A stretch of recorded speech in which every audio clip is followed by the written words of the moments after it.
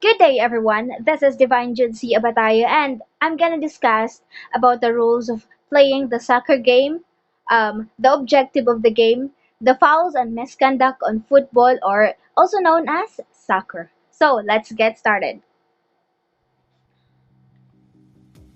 Football or soccer is one of the oldest sports in the world, and with that, it's also one of the most recognized.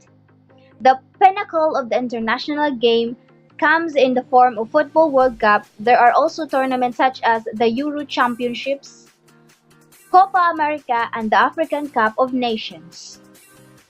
Domestically, the strongest leagues came from England, English Premier League, Spain, LA Liga, Italy, Serie E, and Germany, Bundesliga. In parts of the world, the sport is also known as soccer. The aim of football is to score more goals than your opponent in a 90-minute playing time frame. The match is split up into two halves of 45 minutes. After the first 45 minutes, players will take a 15-minute rest period called halftime. The second 45 minutes will resume and any time deemed fit to be added on by the referee, injury time will be accordingly. Offside can be called when an attacking player is in front of the last defender when the pass is played through to them. The offside area is designed to discourage players from simply hanging around the opponent's goal waiting for a pass. To be onside, they must be placed behind the last defender when the ball is played to them. If the player is in front of that last defender, then he is deemed to be offside and free kick to the defending team will be called. A player cannot be caught offside in their own half. The goalkeeper does not count as a defender. If the ball is played backwards and the player is in front of the last defender, then he is deemed to be on the offside. Here are the rules of football or soccer. A match consists of two 45 minutes halves within 15-minute rest period in between. The rules of football. Each team can have a minimum of 11 players, including one goalkeeper who is the only player allowed to handle the ball within the 18-yard box, and a minimum of 7 players are needed to constitute a match. Second, the field must be made of either artificial or natural grass.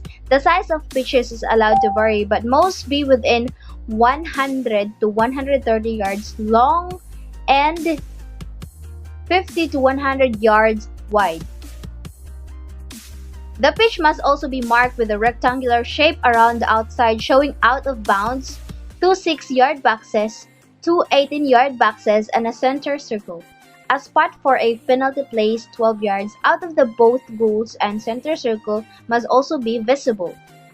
The ball must have a circumference of 58 to 61 centimeter and be a circular shape. Each team can name up to 7 substitute players. Substitution can be made at any time of the match, with each team being able to make maximum of 3 substitutions per side.